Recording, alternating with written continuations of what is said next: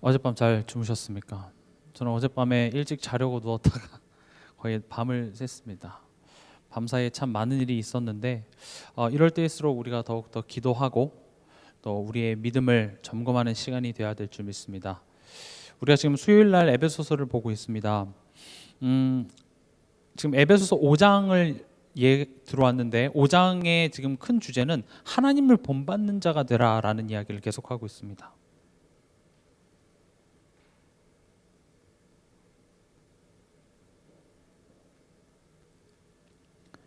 왜 그렇습니까? 우리는 사랑받는 하나님의 자녀니까 그렇답니다.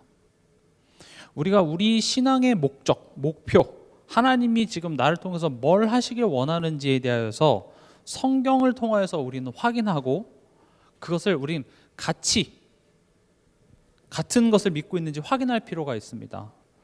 우리의 신앙의 목표는요, 우린 하나님을 본받는 자가 되는 것입니다. 하나님이 원하시는 한 사람이 되는 것입니다.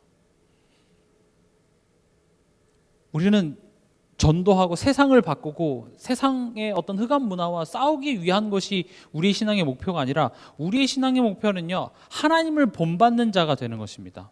그 과정 속에서 하나님이 하시는 일이 전도입니다. 그 과정 속에서 빛을 가진 내가 가는 곳마다 흑암이 꺾여지는 것은 열매지 그것을 우리가 해내는 일은 아닙니다. 다시 말하면 우리는 그리스도 안에서 계속 성장하는 그 한 사람이 되어야 되는 것입니다. 결국 이 메시지를 지금 누구한테 하고 있죠? 나에게 하고 있습니다. 내 자녀도 아닙니다. 내 남편도 아니고 우리 교회 누구 집사님이 얘기하는 게 아니라 나에게 하고 있습니다. 성경을 가만히 보십시오. 성경에는 하나님은 이 아브라함을 복으로 만드는 여정을 우리에게 보여주십니다. 성격이 불같았고 즉흥적이었던 이 시몬을 반석, 베드로로 만드는 그 여정 가운데 하나님께서는 참 많은 일들을 하십니다. 베드로가 복음을 전하고 베드로가 어디 지역을 복음화하는 것이 아니라 베드로를 반석으로 만드는 그 여정 가운데서 성령을 받았고 예수 그리스도의 십자가의 죽음과 부활을 실제로 봤음에도 불구하고 안진뱅이도 일으켰고 죽은 자도 살렸던 베드로지만 또 내 안에 있었던 선민 사상, 또 율법주의 이런 것들을 하나님께서 계속 드러내시고 치유하시는 과정 속에서 그 부족한 베드로를 반석으로 만들어 가시더라고요. 그 과정 속에서 베드로가 완벽해서 전도를 잘했다가 아닙니다. 그냥 그렇게 자라나는 과정 속에서 그 부족한 베드로를 하나님께서 통해서 안진뱅이도 일으키시고 지역도 살리시더라는 것이죠. 이게 진짜 우리가 하고자 하는 전도의 내용입니다. 또 성경에 보면 얘기가 많죠. 이 핍박자 사울을 무엇으로 만들어내십니까? 이방인을 위한 사도로 만들어내십니다.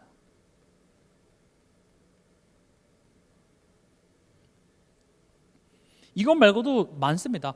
하나님은 하나님이 원하시는 한 사람을 부르십니다. 그 한 사람을 가지고 하나님이 세계복음화가 그렇게 급하셨다면 아브라함한테 빨리 아들을 줬었어야 돼요. 그렇죠? 부르자마자 그 다음날 바로 애 생기고 뭐 이런 식으로 해야 되는데 아들을 100살 될 때까지 주지 않습니다. 이번 주에 나왔던 노아 이야기만 해도 노아에게 일꾼을 주셔서 빨리 방주를 지어서 멸하고 시작하면 좋겠는데 그 방주를 너를 위하여 지으라고 얘기합니다. 성경을 가만히 보세요. 지금 우리가 잘못 착각하면 안 되는 것이 우리는 하나님이 뭔가 일을 하시기 위한 도구로서 소모품으로서 우리를 부르시는 게 절대 아닙니다. 그리고 그걸 하면 복 주고 안 하면 벌 주는 차원이 아니라 하나님이 애초에 우리를 복으로, 우리를 반석으로, 이방인을 위한 사도로 하나님께서는 그림을 가지고 우리를 창세전에 구원하시기로 작정하시고 그런 우리를 위하여 십자가에서 죽으시고 우리를 자녀 삼으셨어요. 그럼 이제 우리의 삶의 한 걸음 하루하루는 결국 나 한 사람을 하나님께서는 그렇게 하나님을 본받는 자로 만들기 위해서 지금 이끌어 가고 계시다는 거죠. 근데 이런 일들을 우린 하고 싶어 하지 않아요. 왜냐하면 결국 내가 하나님을 본받는다라는 것은 내가 죄인으로, 다시 말하면 하나님 없이 살았을 때의 나의 가치관, 상처, 체질 이런 것들이 아주 딱딱하게 굳은 살처럼 박혀있던 것들이 하나씩 하나씩 벗겨지고 거기에 새 살이 나야 되는 일이거든요. 화상을 심하게 입으면 그 수술을 받을 때 그 뭐죠? 새살이 돋아나야 되기 때문에 그걸 이렇게 긁어낸다고 하더라고요. 그 과정이 기쁠까요? 아니죠. 새살이 돋아나기 위해서는 아픈 그 상처의 것들을 긁어내는 작업이 필요합니다. 그래서 우리의 삶에 즐거운 내용만 있고 감사할 만한 그런 일들이 많이 없는 것 같이 느껴지는 이유는 당연히 하나님은 우리에게 좋은 것을 주시지만 지금 내가 좋지 않은 것들을 너무 많이 붙잡고 있기 때문에 하나님은 그런 식으로 지금 우리 삶을 치유해 나가고 계시다라는 겁니다. 그러면 왜 본받아야 되냐는 거죠.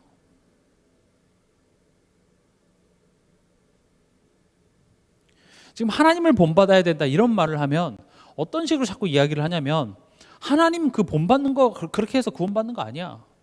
하나님 본받고 그렇게 해서 사단을 이길 수가 있겠어? 이런 이야기를 자꾸 해요. 그건 뭘 모르는 이야기입니다. 구원받기 위해서 하나님을 본받으라는 말이 절대 아닙니다. 구원받았기 때문에 하나님을 본받으라고 얘기하는 겁니다. 사단을 이기기 위해서 하나님을 본받으라는 것이 아니라 사단을 이미 십자가에서 멸하신 그리스도의 은혜 안에 우리가 있기 때문에 그 사실을 아는 것, 정말 안다고 하지만 실제로 그것을 알지 못하는 자리에 서 있기 때문에 하나님을 본받는다는 것은요, 이런 것과 같습니다.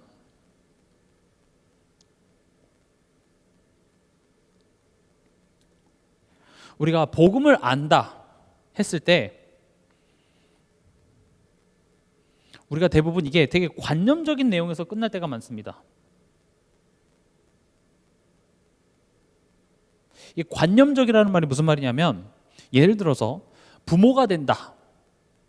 그러면 이제 어떤 신혼부부가 이제 아이가 이제 생겼어요. 그래서 이제 뱃속에 있는 동안 부모란 무엇인가, 또 부모는 어떻게 해야 되는 것인가 책을 막 섭렵해서 거기에 대해서 공부를 많이 했어요. 영화를 보고 주변 친구들 또 부모님 여러 사람들에게 대해서 이런저런 조언도 얻고 그렇게 해서 내가 공부를 했다고 내가 부모가 됐다고 얘기할 수 있을까요? 여기 대부분 다 부모님이시잖아요. 부모가 된다는 건 뭐죠? 실제로 자녀를 낳아서 그 기르는 시간을 겪어가면서 점점 부모가 되어가는 것이죠. 관념적이라는 것은요, 내가 공부했어, 뭔지 알겠어, 나 이제 부모야, 이렇게 생각하는 게 관념적인 거예요. 뭐 공부 없이 그냥 아무 계획 없이 아이를 낳지 않죠. 공부를 하고 만반의 준비를 해도 실제로 아이를 낳아서 키우고 같이 살아간다는 것은 내가 변화하게 되는 거잖아요. 나의 삶의 패턴이 변화하고 내가 예전에는 먹고 싶은 거 먹고 내가 자고 싶을 때 자고 내가 쉬고 싶을 때 쉬었지만 내가 이제 부모가 된다는 것은 이제 내가 바뀌고 나의 삶이 바뀌는 거잖아요. 어찌 보면 나의 삶의 목적도 바뀌게 되는 것이죠. 그런 식으로 이 복음을 안다라고 했을 때 대부분 사람들은 지식적으로 내가 거기에 대해서 설명할 수 있고 많이 들어서 안다고 생각을 합니다. 근데 성경은 그런 관념적인 내용에서 끝나는 것이 아니라 이것이, 그러니까 이 지식이 우리의 삶의 선택에 또 우리의 기준에 또 우리의 감정에 스며들기를 원합니다. 그래서 이것이 우리의 가치관이 되고 우리의 인격이 되고 우리의 성품이 돼서 결국 내가 그 한 사람이 되는 겁니다. 우린 이것을 보고 복음화 이렇게 얘기합니다.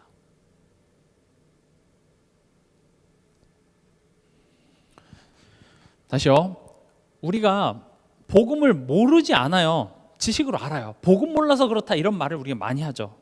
복음만이 세상을 살릴 수 있고 복음만이 치유할 수 있다라는 말이, 내가 이 복음에 대해서 정확한 지식이 정리가 되면 모든 문제가 끝나는 식이 아니라 여기서부터 이제 시작인 거예요. 애초에 이 지식을 하나님께서는 우리에게 믿게 하신 것은 하나님의 은혜입니다. 다시 말하면 내가 노력해서 한 것이 아니라 하나님이 내 안에 그 믿음의 씨앗을 심으셨어요. 그래서 우리가 교회 안에서 특히 이 지식에 대해서 배우죠. 성경을 통하여서 복음이 무엇인지. 복음이 뭐죠? 아래다 해볼게요. 복음은 한 4가지 정도로 한번 설명을 해볼게요. 원래 인간, 특히 하나님과의 관계에 있어서 원래 인간은 어땠는지에 대해서 아는 게 복음을 아는 거예요. 원래 인간은 하나님과 함께 살도록 지어졌습니다. 하나님과 함께 있는 것이 만족이었습니다. 하나님과 함께 있을 때 그 어떤 부족함과 불만족이 없는 그 상태. 근데 여기 누가 찾아옵니까? 사단이 오고 또 우리가 죄를 범합니다. 그래서 우리 인간을 구원하시기 위해서 육신의 몸을 입고 이 땅에 오셔서 십자가에 죽으심으로 말미암아 구원의 길을 여신 예수 그리스도. 그 예수 그리스도를 믿음으로 말미암아 성령이 내 안에 들어오심으로 그 구원이 이제 내 안에 찾아오시게 된 거죠. 다시 하나님과 나와의 관계가 회복되는 것이죠. 그러면 우리가 교회 안에서 복음을 안다 모른다라고 이야기하는 것은 이 지식에만 이야기하는 것이 아니라 실제로 여기 부분이 이제 우리의 삶이 되겠죠. 삶 속에서 내가 어떤 선택을 하냐, 삶 속에서 어떤 사건이 벌어졌는데 내가 그걸 어떤 눈으로 바라보고 해석하느냐가 복음을 아냐 모르냐의 열매가 되는 거예요. 얼마든지 불신앙하고 원망하는 사람한테 복음이 뭐냐 하면 설명할 수 있어요. 오늘 얘기 나오잖아요. 음행과 온갖 더러운 것과 탐욕은 너희 중에서도 그 이름조차도 부르지 마라. 음행 뭐 이런 나쁜 짓 하면서도 복음에 대한 지식이 있을 수 있다니까요. 근데 지금 성경이 요구하는 것은 그런 지식의 충만함만 있는 것이 아니라 그 지식들이 실제로 내 삶 속에 하나씩 스며드는 거예요. 왜냐? 우리는 복음을 아는 지식은 있을 수 있을지 몰라도 이런 부분에 있어서 죄성이 녹아져 있기 때문에 실제로 복음을 알지만 전혀 모르는 자 같은 선택을 해요. 복음은 알지만 실제로 내 가정에서 일어나는 일들에 대하여서 내가 보이는 반응, 그것을 보고 내가 어떻게 해석하고 분석해서 내가 결정을 내리는 그 내 안에 일어나는 프로세스는 하나님 없는 자 같은 프로세스로 내가 그걸 보고 있다는 것이죠. 그게 우리의 믿음의 수준인 거예요. 하나님은 그 우리의 믿음의 속사람까지도 다 복음화되어지는 그 여정을 지금 인도하고 계시는 겁니다. 그래서 여러분들이 성경을 보시면 아까 앞에서 말씀드렸죠. 어떻게 하면 구원을 받는지에 대한 내용들이 많이 없어요. 왜냐? 우리가 어떻게 해서 구원받을 수 있지가 않아요. 구원은 하나님의 은혜고 하나님이 내게 찾아오시고 하나님이 내게 주신 선물이에요.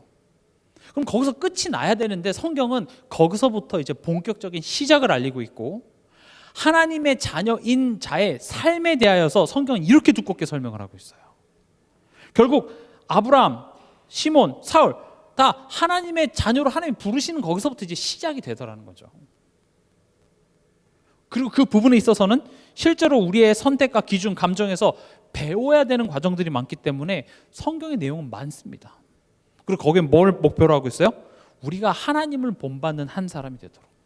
정말 복음을 머리로만 아는 차원이 아니라 우리 삶의 선택과 기준과 감정에까지 그 복음이 스며들어서 그게 내 가치관이 되고요. 그게 내 인격이 되고요. 그게 내 성품이 돼서 내 삶 속에 예수를 아는 향기가 나타나는 한 사람이 되는 것. 그게 우리 신앙의 목표입니다.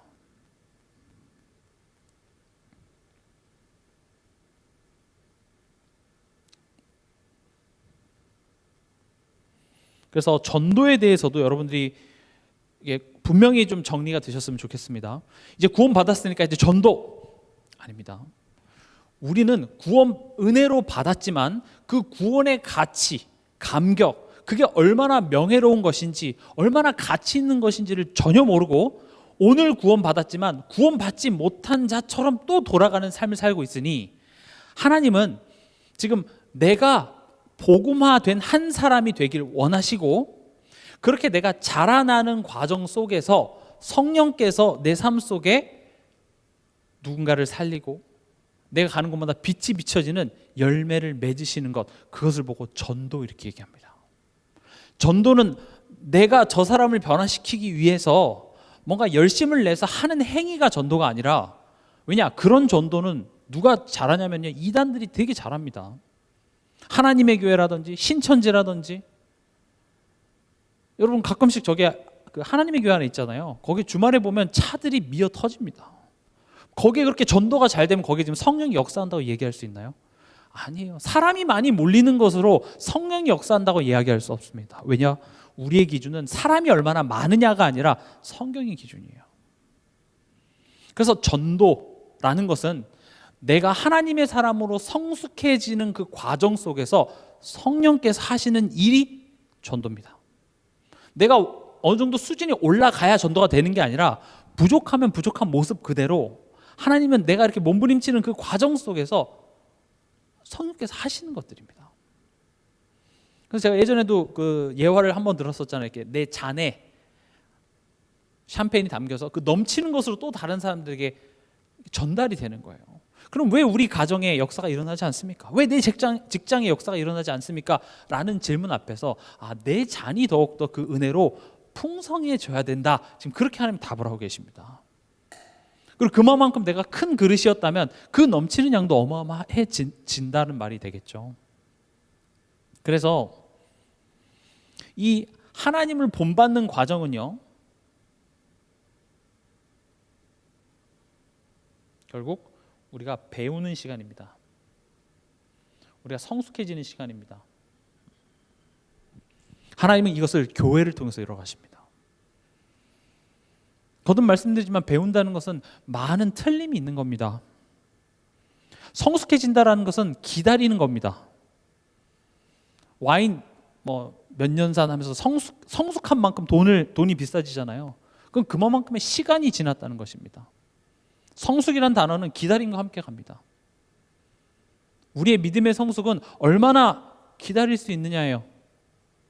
그래서 성경의 믿음의 조상들은 1, 2년 기다리지 않습니다. 100년 이렇게 기다립니다. 그렇죠?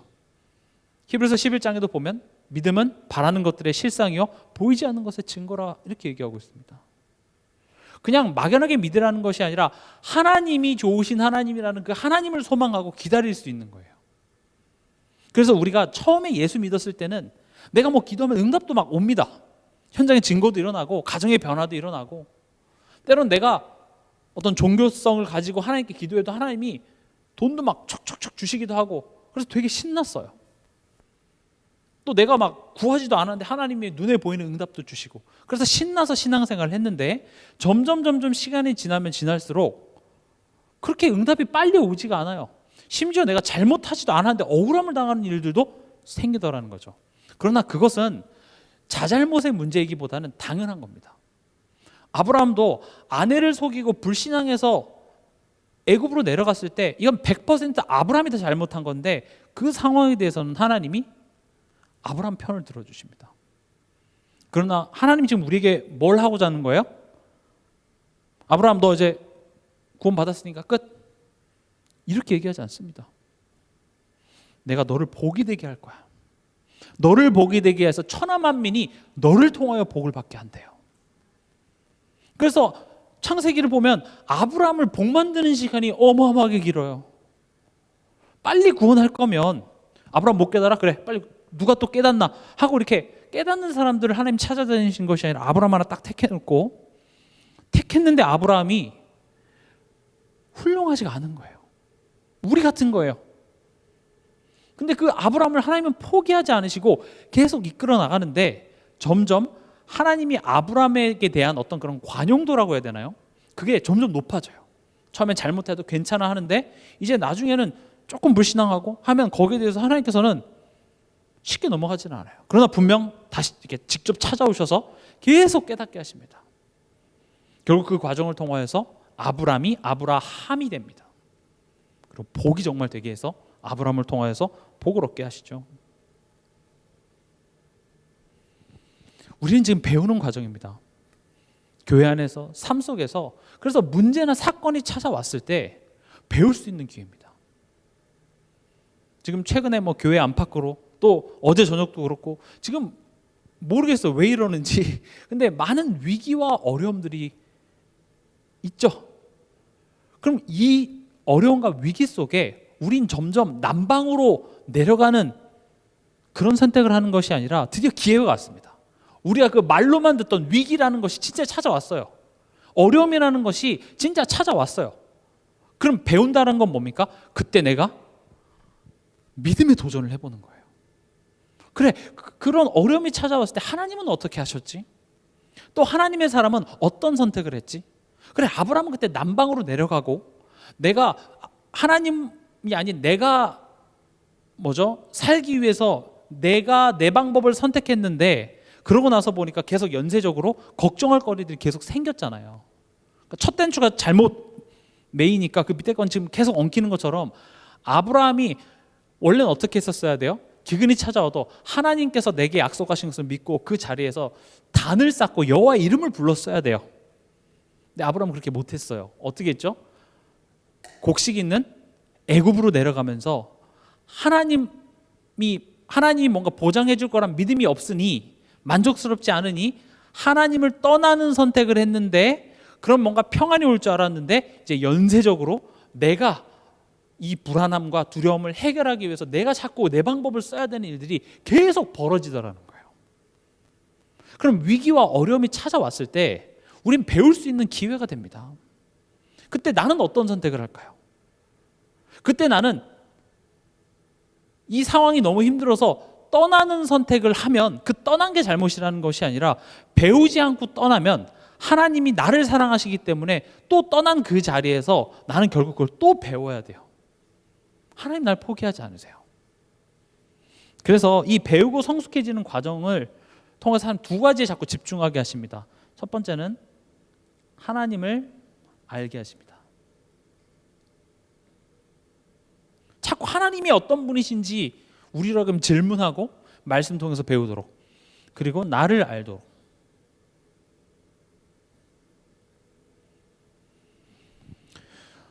많이 배운 사람과 못 배운 사람의 가장 큰 차이점이 뭐냐? 많이 배운 사람일수록 내가 모르고 있다라는 사실을 알아요. 많이 못 배운 사람일수록 내가 하나 아는 걸로 내가 다 알고 있다고 생각해요. 책 한두 권 읽고 와가지고 내가 다 아는 것처럼. 근데 어떤 분의 박사라든지 이런 분들은 이 얘기할 때 보면 제가 틀릴 수도 있지만 이게 아닐 수도 있습니다라고 하면서 굉장히 조심스럽죠. 왜냐? 내가 모른다는 사실을 알아요. 우리가 복음을 안다고 했을 때 내가 정말 복음 안에서 다 끝났다. 맞아요. 예수님이 다 끝났지만 얼마나 내가 못 믿고 있는지가 드러나면 드러날수록 복음을 안다고 얘기할 수 있습니다. 그래서 아까 앞서 설명드렸다시피 이런 위기와 어려움이 찾아왔을 때 내가 누군지, 나의 믿음의 민낯이 드러나는 시간이고, 그럴 때 우리가 말씀 앞에서 하나님은 이런 위기와 어려움 속에 어떻게 하셨는지를 봐야 돼요. 그리고 우리가 많이 들었지만 실제로 거기에 대해서 내가 선택해 볼 수 있는 시간이 되는 거예요.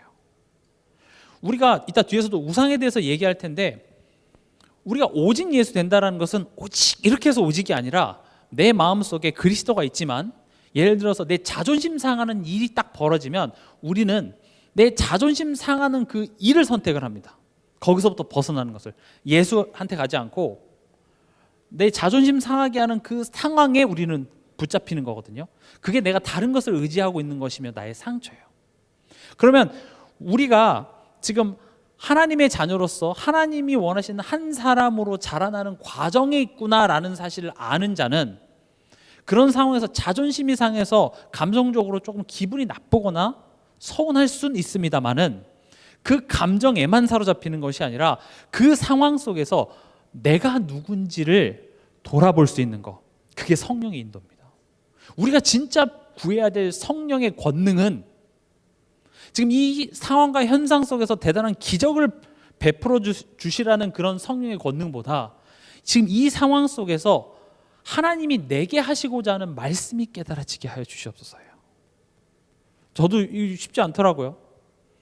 남에게 일어난 일에 대해서는 제가 잘 설명할 수 있겠으나 막상 나에게 그런 좀 섭섭한 일이라든지 나에게 감정 상하는 일이 딱 벌어지면요, 없어져요. 곤조라고 하죠. 내 곤조를 피우게 되더라는 거죠. 그건 우리 힘으로 참 되지 않습니다. 그래서 성령의 권능이 필요합니다.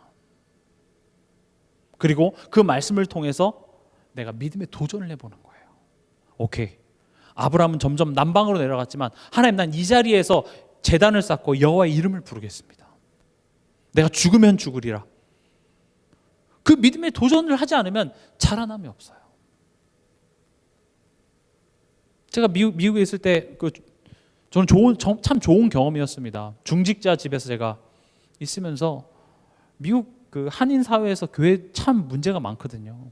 맨날 싸우고. 그래서 숫자가 늘어나는 게 아니라 교회 숫자가 늘어나요. 원래 있던 교회가 나눠지고 계속. 그러니까 예배 드리고 오면 집에 모여가지고 중직자들끼리 교회 욕하고 뭐 때문에 안 되고 계속 그 얘기만 하는 거예요. 그러니까 자기네들끼리 조그맣게 또 교회를 만들자 해서 또 새로운 목사님 오라고 해서 하는데 또 내 마음에 안 들어요. 교회 바꾸고 계속 교회만 바꿔요. 사실 하나님은 나를 바꾸라고 지금 이런 상황을 허락하는데, 왜냐? 나는 틀림이 없거든요. 나는 완전 복음이고 나는 믿음인데 이 교회가 이상하고 목사가 이상하고 저 사람이 이상하고, 물론 이상할 수 있어요. 완벽할 수 있는 사람이 어디 있겠습니까? 근데 나를 향한 하나님의 메시지를 찾지 못하면 계속 그런 불평으로 내가 배우는 것을 하지 않고 그냥 계속 도망만 다니더라는 거죠. 그래서 믿음의 도전을 꼭 하시기 바랍니다. 교회는 그런 곳입니다.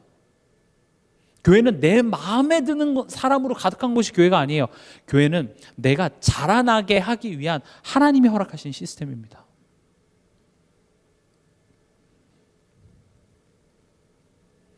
그래서 문제 앞에서 우리는 내가 지금 어떤 위치에 있는지, 또 하나님이 어떤 분이신지를 자꾸 우리가 집중하는 것이 중요합니다. 그럼 오늘 본문 보면 3절에 음행과 온갖 더러운 것과 탐욕은 너희 중에서 그 이름조차도 부르지 말라. 이는 성도에게 마땅한 바니라. 누추함과 어리석은 말이나 희롱이 말이 마땅치 아니하니 오히려 감사하는 말을 하라. 이렇게 되어 있습니다. 음행, 더러움, 탐욕. 성경을 보면 이거 하지 말라고 되어 있습니다. 입에도 그 이름조차도 부르지 말라. 영어 성경 보면 그 근처도 가지 말라 이렇게 되어 있거든요. 근데 5절을 보면은요, 너희도 정녕 이것을 알거니와 음행하는 자나 더러운 자나 탐하는 자나 곧 우상 숭배자는 이라고 얘기하면서 음행, 더러움, 탐욕을 뭘로 묶냐? 우상 숭배로 묶습니다. 봐, 성경에 이렇게 되어 있는데 너 이거 했으니까 너 지옥 가겠네. 지금 이렇게 얘기하라고 있는 것이 아니라 음행, 더러움, 이런 탐욕이 결국은 우상숭배라는 큰 집합에 지금 묶여 있어요. 그렇죠? 5절에 이렇게 돼 있죠. 곧이라는 말은 앞에 있는 것과 같다라는 말이에요. 음행, 더러운 자, 탐하는 자, 지금 앞에 설명했던 하지 말라고 하는 것들을 하는 것은 곧 뭐 하는 것 같대요? 우상숭배래요. 그럼 우상이 뭐죠? 우상은 하나님으로 만족하지 못하고 다른 것으로 만족하려고 하는 우리의 노력들이 뭐예요? 그게 우상이에요. 하나님이 질투가 나서 싫어하는 것이 아니라 그게 우리에게 도움이 되지 않기 때문에 그래요. 그러니까 우상은 하나님 대신 다른 것으로 만족하려고 하는 것이죠. 그러면 왜 우리가 하나님을 대신해서 다른 것으로 만족하려고 할까요? 하나님이 만족스럽지가 않아서 그렇겠죠.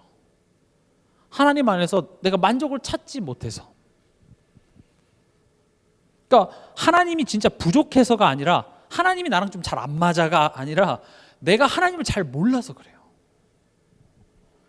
여기에 대해서 창세기 3장은 아주 신랄하게 이야기를 하고 있습니다.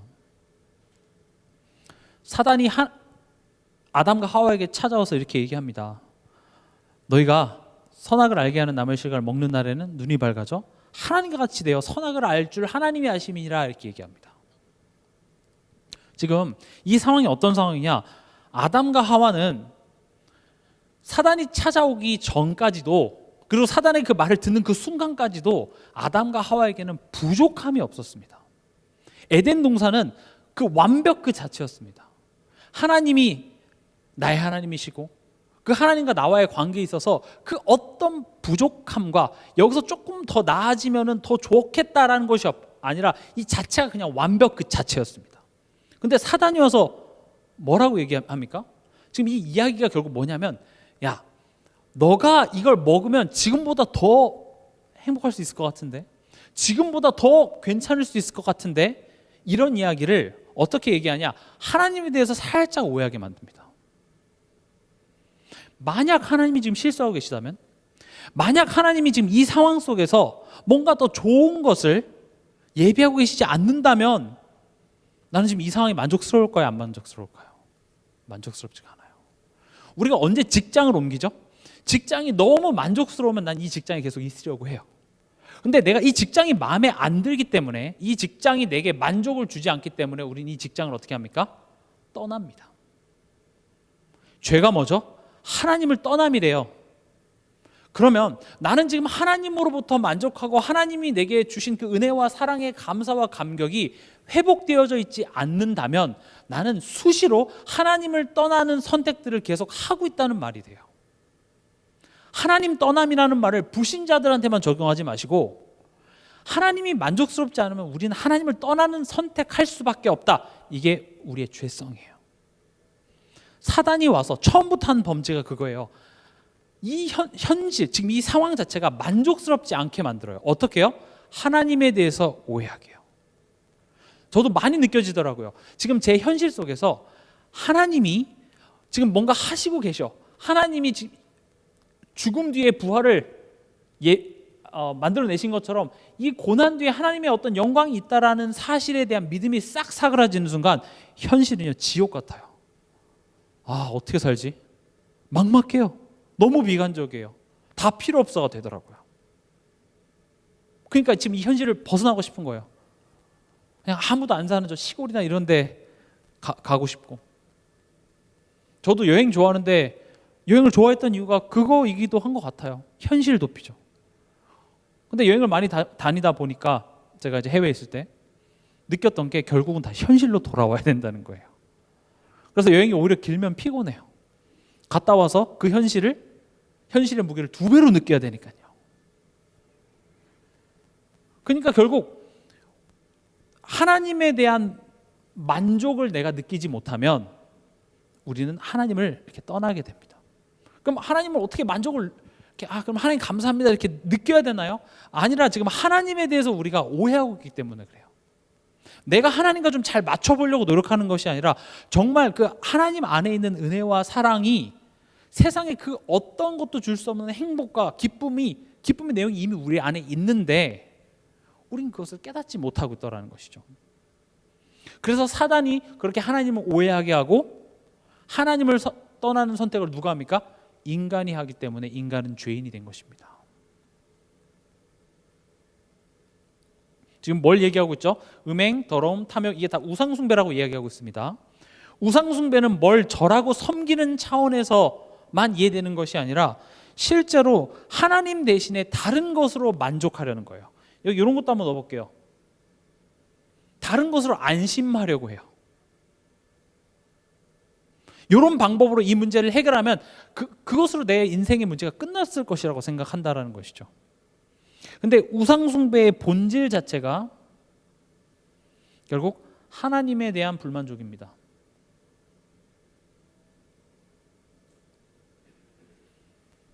그래서 뒤에도 말씀드리겠지만 결국 감사가 없는 삶은 우상숭배 할 수밖에 없어요. 하나님에 대한 감사가 없는 것은 그렇다고 억지로 막 감사해야 된다 이런 차원이 아니라 정말 그 감사의 내용이 내 마음에 없다라는 것은 나는 하나님이 만족스럽지 않고 하나님을 떠나는 선택을 내 삶 속에 지금 나도 알게 모르게 계속하고 있다는 것이죠. 그래서 결국 불륜이 뭡니까? 내 배우자가 만족스럽지 않아서 다른 것을 선택하는 게 불륜이 되겠죠. 음행도 마찬가지고요.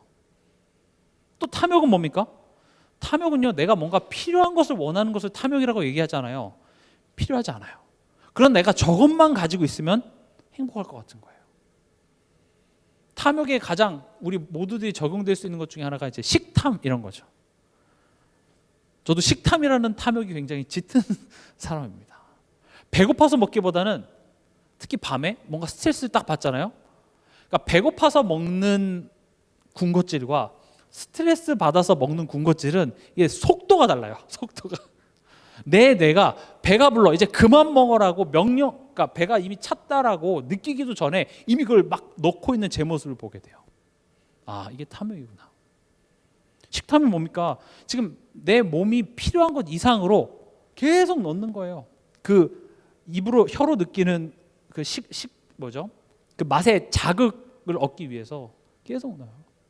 그 우리 몸의 건강에 전혀 도움이 되지 않습니다. 결국 하나님에 대한 만족스럽지 않은 것으로 다른 것에 집착하면서 나오는 우리 삶의 열매들이 이런 것들이에요. 그래서 성경은 이거 하면 지옥 간다. 너 탐욕했으니까 너 죄인네, 이런 차원이 아니라 거기에 본질이 사실은 우상숭배야.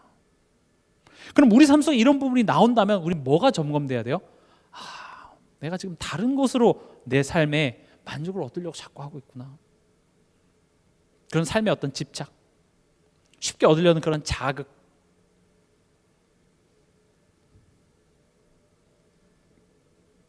하나님은 지금 나에게 메시지를 하십니다. 지금 이거 읽으면서 최근에 우리 교단에서 있었던 일인데 이렇게 생각하지 마시고요. 나에게 하는 이야기입니다. 지금 뭐라고 얘기하시죠? 6절에 보면 누구든지 헛된 말로 너희를 속이지 못하게 하라. 또 7절에도 보면 그들과 함께하는 자가 되지 말라.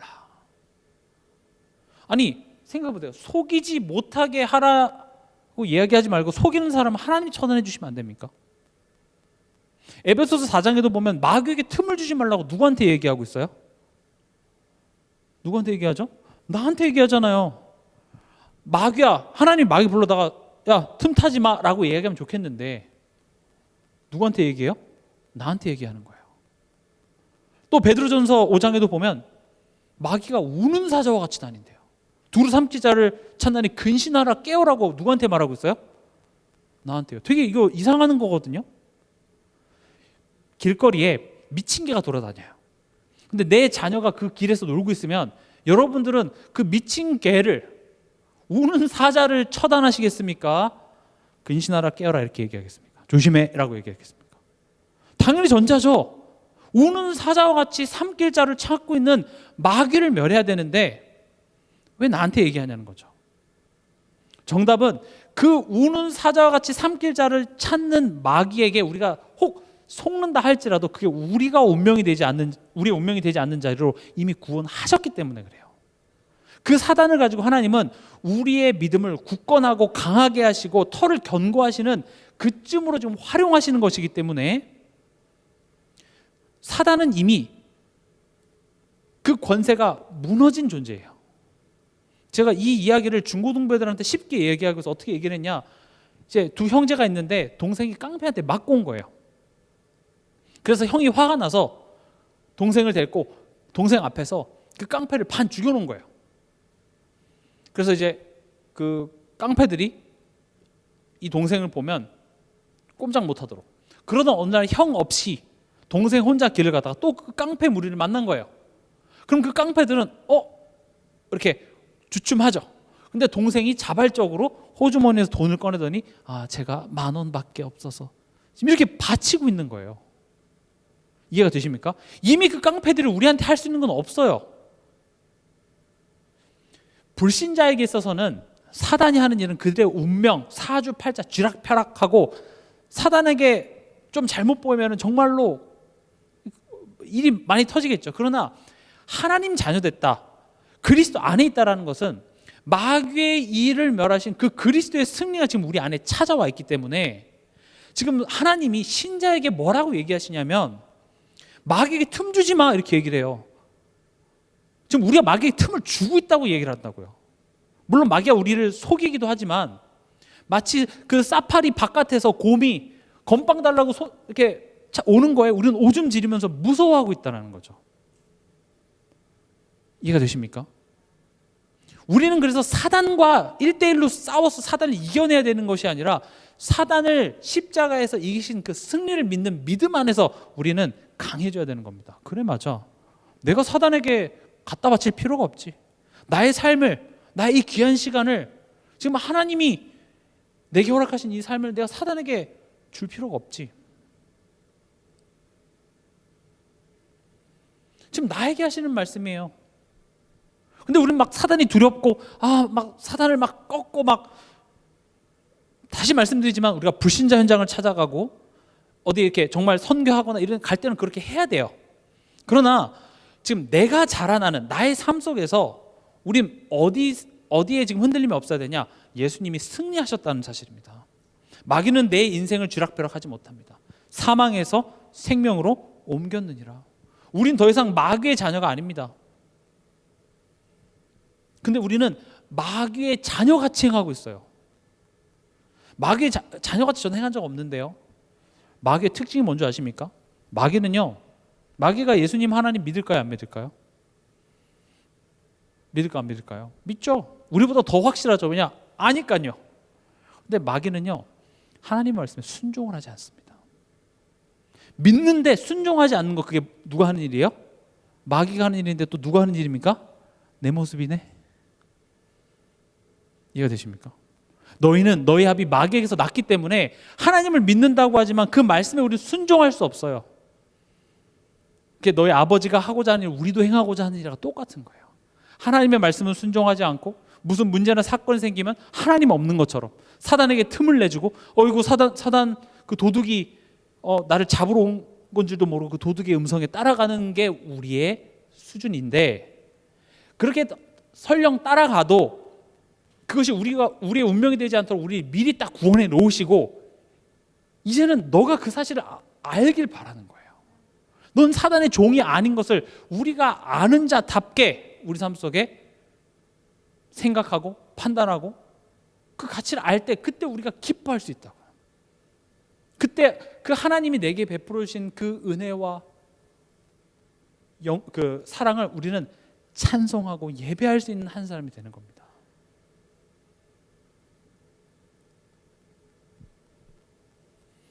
그래서 결국 가만히 보면 우리 인격에 호소하고 계십니다.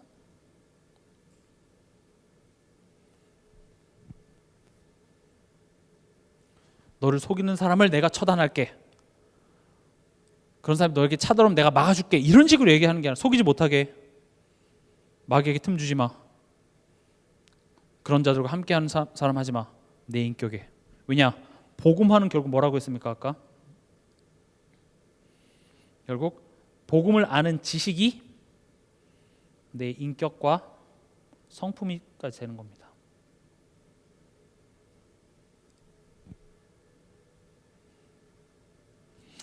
그래서 행함이 없는 믿음은 죽은 믿음이라고 한 것이 그겁니다. 진짜 복음을 안다면 우리 삶의 변화가 있습니다. 완벽해져야 된다는 건 아닙니다. 구원 받았기 때문에 너는 지금 삶에 있어서 하나도 실수하면 안 된다를 이야기하는 것이 아니라 우린 실수투성입니다. 어찌 보면 예수님 오시는 그날까지 우리는 성경이 요구하는 그런 수많은 요구사항들을 거의 채우지 못할 것입니다.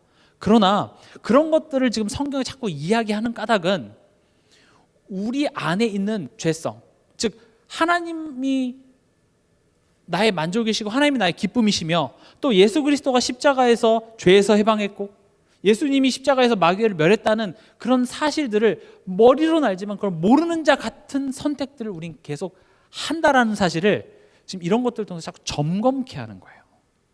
그래서 교회 왔을 때 아까 너 음행했네? 더러움했네? 너 탐욕 있었네? 그런 거 갖고 서로 정죄하라고 지금 이런 이야기가 있는 것이 아니라, 그렇다고 반대로 그럼 이건 율법이니까 지킬 필요 없다, 이것도 아니에요. 둘 다 틀린 말입니다.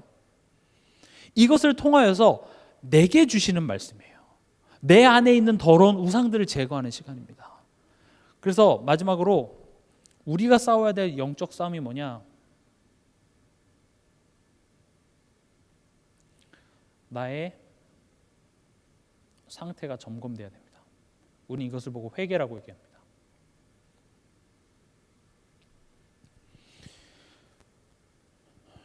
우리가 정말 오해하면 안 되는 게 회개라는 단어 되게 중요합니다. 회개를 얘기하면 또 어떤 식으로 또 이렇게 질문이 들어오냐면, 아니 회개해서 구원받는 거 아니잖아요. 예수님이 십자가에서 다 해결했는데 그럼 회개를 뭘 해야 되나요? 맞습니다. 우리가 회개를 해야지 구원받는 게 아닙니다. 회개는 구원의 조건이 될 수가 없어요. 구원을 받기 위해서 우리가 뭔가 해서 구원받는 건 절대 아닙니다. 오히려 회개는 구원받은 자만이 할 수 있는 게 회개예요. 회개가 뭐죠? 애초에 죄가 뭔지를 아는 거예요. 회개는 뭐죠? 내가 잘못됐다라는 걸 인지하는 것이 회개잖아요. 그럼 구원받지 못한 사람이 어떻게 스스로 회개를 할 수가 있겠어요? 그렇죠? 내가 하나님으로부터 멀어졌다라는 사실을 아는 것 자체가 벌써 구원받았다라는 증거예요. 이해되십니까? 그래서 회개를 얘기했을 때 회개에서 구원받는 게 아니라 그리스도로 구원받는 거 아닙니까? 믿음으로 구원받아야 됩니다. 이런 이야기를 하는 것 자체가 지금 성경을 잘 모르는 이야기예요. 회개는 하나님의 자녀된 우리가 구원을 받았음에도 불구하고 구원받지 못한 자가 있어야 될 곳에 있는 거죠. 탕자가 아빠의 유산을 가지고 지금 잊지 말아야 될 곳에 있었잖아요. 그렇죠? 그럼 거기서 아빠에게 돌이켜야지만 아들이 되는 겁니까? 아니죠. 아들이니까 돌이키라는 거예요. 그래서 회개 없는 신앙생활은 잘함이 있을 수가 없습니다. 회개하지 않는다고 해서 지옥 간다? 그러진 않겠죠. 우리가 하나님이 날 구원하신 게 맞다면. 그럼 이제 어떤 식으로 되냐면 그리고 또 회개를 이런 식으로 이해해요. 그래 내가 잘못한 거 얘기하면 하나님이 다 용서해 주시겠지? 그래서 와서 이거 잘못했습니다 하고 또 다시 죄의 자리로 돌아가는 거예요. 마피아 영화 중에 그런 영화들이 있거든요. 이렇게 살인 청부업자가 살인하고 성당에 와서 회개하고 죄가 깨끗이 사해졌네. 그래서 또 살인하고 또 그 주에 와서 또 회개하고 그런 이상한 일들이 벌어집니다. 회개라는 것은 그런 식으로 내 행위 하나하나에 대하여서 한 번 한 것에 대해서 회개하고 한 번 한 것에 대해서 회개하고 그런 차원의 내용이 아닙니다. 회개는 죄가 뭔지를 아는 겁니다. 근데 그 회개라는 것도 내가 회개해야지 해서 되는 게 아니라 성령께서 내게 깨닫게 해주시지 않으면 이 회개라는 게 나올 수가 없습니다. 그래서 회개는 죄를 깨닫는 것에서부터 시작됩니다. 죄가 뭡니까? 죄가 뭐죠? 하나님과의 관계 문제예요. 지금 그 행위 하나하나는 결국 그 하나님과의 관계 문제에서 비롯된 열매들이라고요. 다시 말하면 원죄에서 비롯된 열매들이 자범죄예요. 그럼 그 자범죄 하나하나를 하나도 어기지 말고 다 지킴으로써 나는 의롭다라고 주장한 게 바리새인들이고요. 그러나 지금 너 안에 하나님을 필요로 하지 않고 하나님 없이 살아가면서 그런 규칙들을 잘 지켰다고 의롭다 한 것에 대해서 예수님도 비판하셨고요. 그럼 우리는 지금 우리가 하나님의 은혜로 구원을 받았습니다마는 우리 삶 속에 죄성이라는 게 있어요. 다시 말하면 자꾸 하나님 없는 선택을 해요. 가만히 여러분들을 그냥 인격적으로 교회 없이 말씀 없이 그냥 내버려 두면은요, 우리는 점점 하나님으로부터 멀어지는 선택밖에 하지 못합니다. 구원은 받았을지 몰라도 하나님과의 관계 속에서 그 믿음은 바닥을 치게 될 겁니다. 그래서 교회에서 시험 드는 사람들 특징들을 보면 말씀의 은혜를 잘 받다가 시험 받는 사람들은 없어요. 그 시험이 드는 골맞던 게 터지는 것은 꽤나 오래 전부터 말씀이 들리지 않는 것에서부터 시작돼서 어떤 사건들 통해서 이렇게 골마 터지는 경우가 대부분입니다. 결국 이 믿음이 내 안에서 계속 자라나기 위해서는 회개라는 것은 반드시 해야 됩니다. 오해하지 마세요. 회개는 내가 이거 잘못했습니다, 저거 잘못했습니다, 그런 차원의 고해성사가 아니라 내가 죄인이구나, 내가 가정에 어떤 사건이 일어났을 때 내가 지금 하나님과의 관계 속에서 내가 이런 부분들을 내가 좀 쫓고 있었구나, 자꾸 내 자신이 돌아봐지는 거예요. 그럼 올바른 회개의 열매는요, 오직 예수 그리스도입니다. 그래서 예수밖에 없구나. 그래서 예수님이 십자가에 죽으셔야만 했구나. 그래서 예수님이 부활하셔서 지금 성령으로 나와 함께 하셔서 날 인도하셔야만 하는구나. 십자가의 당위성, 필연성, 절대성, 이런 것들이 어떤 목사님이 이야기해서 그런갑다가 아니라 나를 알면 알수록 십자가 아니면 안 돼요. 나 복음 아니면 답 없는 사람이구나가 내 스스로가 인정이 되는 것, 이게 회개입니다. 회개 없는 신앙은요, 교회 와서 남 지적하게 됩니다. 가정 안에서 누구 때문에, 저 사람 때문에, 아니에요. 누구 때문이 아니라니까요. 그 말 자체가 가로 열고 하나님도 지금 실수하고 계십니다라고 얘기하는 거랑 똑같아요. 하나님이 여러분 한 사람 한 사람을 그냥 구원한 게 아니라니까요. 하나님 여러분들을 구원하시기 위해서 창세전에 여러분들을 아시고 여러분들을 택하사 여러분들을 각각 한 사람을 위한 구원을 예수 그리스도께서 2000년 전에 십자가에서 이루시고, 그리고 여러분들을 지금 이 땅에 존재하게 하사 그것을 어떤 상황과 사람과의 만남을 통해서 믿게 하사 지금 여기까지 인도하신 게 하나님이에요. 그리고 그 하나님이 왜 인도하셨냐? 목적이 있어요. 지금 뭐 만들려고 하는 목적이 있다고요. 그럼 그 목적 속에서 지금 하나님이 여러분들의 삶을 엄청나게 구체적으로 지금 간섭하고 역사하시는데, 그 가운데서 이 만나지는 만남에 대하여서 하나님 실수하고 있어요 라고 이야기하고 있다고요. 그리고 자꾸 남방으로 도망가요. 우리가 해야 될 건 뭡니까? 하나님 길을 열어주지 않으면 이 자리에서 죽는 선택을 해야 되잖아요. 사자굴 속에 들어가야 되는 선택을 해야 되는데 우리 믿음이 그렇게 되질 않아요. 그래서 우리는 또 도망갑니다. 근데 하나님 어떻게 하십니까? 도망가는데 같이 따라가세요. 깨닫게 하셔서 어떻게 해요? 결국 다시 돌이키신다는 거죠. 결국 여러분들 도망가도 다시 여러분들이 되돌아가 와야 될 길이 길어질 뿐이지 결국 다시 와야 돼요. 왜냐, 하나님이 여러분들 포기하지 않기 때문에 그렇습니다. 그래서 메신저들이 얘기하는 것이 고생하지 말고 빨리 오세요예요. 그래서 말씀을 주신 거예요. 고생하지 말고 빨리 오라고요. 유산소 운동이 좋다며 그러면서 난 신앙에 좀 먼 길을 걸어가고 싶어 하면 돌아가셔도 괜찮습니다. 중요한 건 돌이키시기 바랍니다. 우린 매일매일 하나님께 돌이켜야 됩니다. 매일매일 십자가 앞에 더 가까이 나가야 됩니다. 이런 상황을 보면서 원망 불평밖에 하지 못하는 내 자신이 봐지는 성령의 인도가 필요합니다. 그 속에서 나는 그리스도와 함께 십자가에 죽은 난데 자꾸 내 안의 것들이 드러나네. 그래, 하나님이 이런 부분들을 나로 하여금 마주하게 하시고 내가 그럴 필요 없는 하나님의 자녀라는 사실을 또다시 깨닫게 해주셔서 믿음에 도전할 수 있도록 주여 인도하여 주시옵소서. 오늘 4절에 보면 누추함과 어리석은 말이나 희롱의 말이 마땅치 아니하니 오히려 감사하는 말을 하라.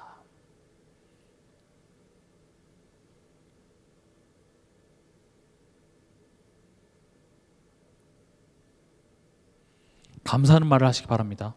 이게 여러분들이 싸울 수 있는 정말 저는 최고의 영적 싸움 중에 하나라고 생각합니다. 감사하는 말을 하십시오. 하나님이 만족스럽지 않으면 하나님을 떠나게 되어 있습니다. 감사할 것이 없습니까?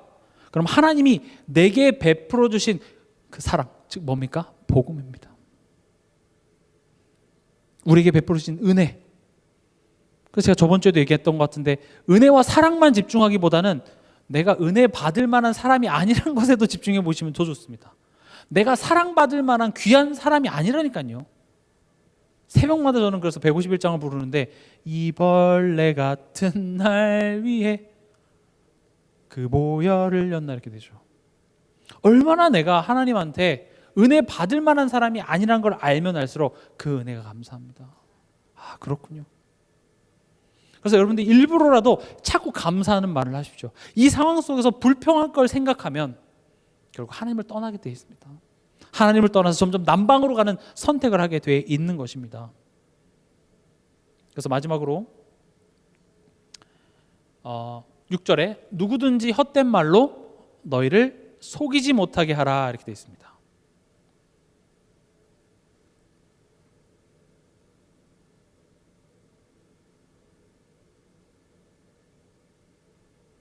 지금 다 누구한테 얘기하고 있어요?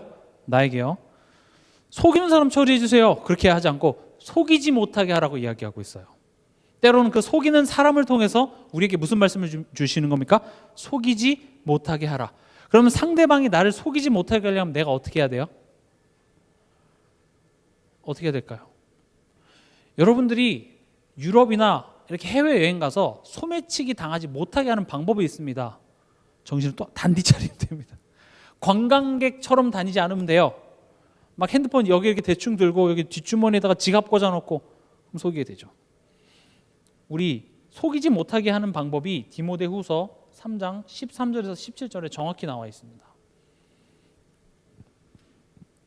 같이 읽도록 하겠습니다.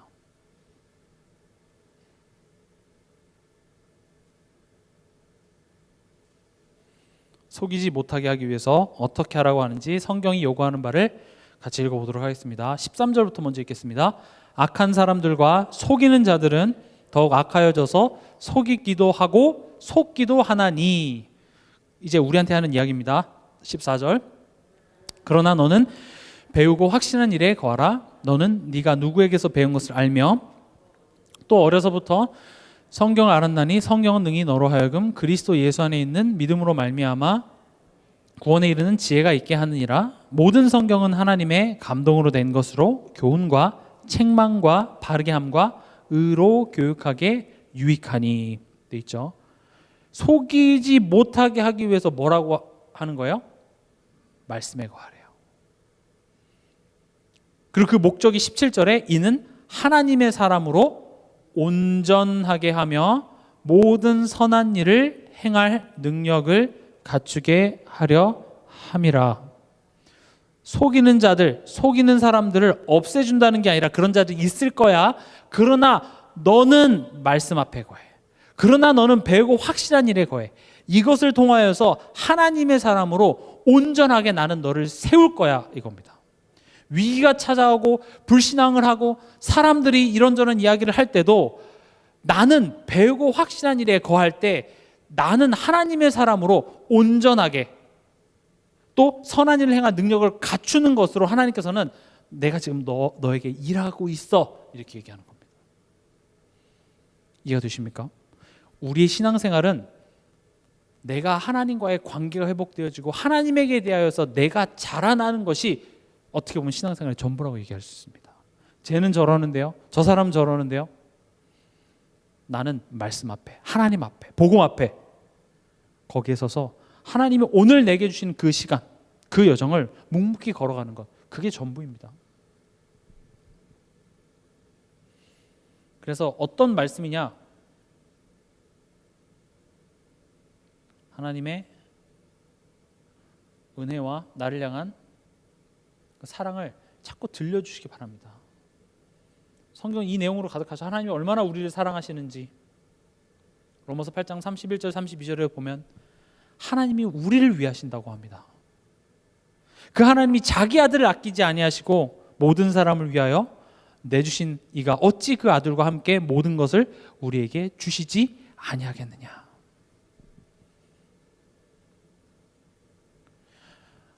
하나님이 세상을 이처럼 사랑하사 독생자를 주셨으니 누구든지 저를 믿는 자마다 멸망치 않게 하시고 영생을 얻게 하려 하심이라.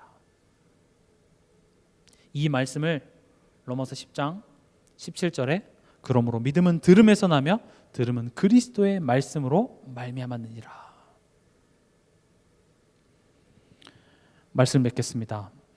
오늘 에베소서 5장 3절에서 7절 말씀을 가지고 봤습니다. 음행, 더러운 것, 탐욕, 이런 삶의 다양한 열매들은 결국 우상 숭배로 묶여집니다. 우상 숭배라는 것은 하나님이 만족스럽지 않아서 다른 것으로 대신하려는 그 우리의 죄성에서 비롯된 것입니다. 사단 또한도 자꾸 그렇게 우리를 속입니다. 그러면 혹 우리 삶 속에 이런 열매들이 나타났을 때 우리는 어떻게 해야 되겠습니까? 내 스스로를 자꾸 점검해 봐야 됩니다. 더 쉽게 말하면 나의 영적 상태, 그것을 보고 우리는 회개라고 합니다. 나의 진짜 영적 상태를 알면 남에 대한 불평과 원망, 상황에 대한 불평과 원망이 아니라 그래서 나는 그리스도가 필요하구나, 그 은혜가 필요하구나, 이렇게 고백이 되어집니다. 그리고 그것을 머리로는 알지만 또 현실에 돌아가면 그런 상황들보다 현실이 더 크게 보일 때마다 우리는 뭘 해야 됩니까? 말씀을 내게 들려줘야 됩니다. 하나님이 얼마나 나를 사랑하시는지, 그리스도를 통하여서 내게 나타난 그리스도의 사랑의 내용을 내게 자꾸 들려줌으로써 그 믿음을 가지고 우리는 영적 도전을 할 수 있게 되는 것입니다. 그 믿음을 가지고 현실은 그렇지 않을지라도 믿음에 순종을 할 수 있는 힘 또한도 거기에 생길 줄 믿습니다. 이번 한 주간도 이 말씀 묵상하시면서 승리하는 한 주간 되시길 주님의 이름으로 축원합니다.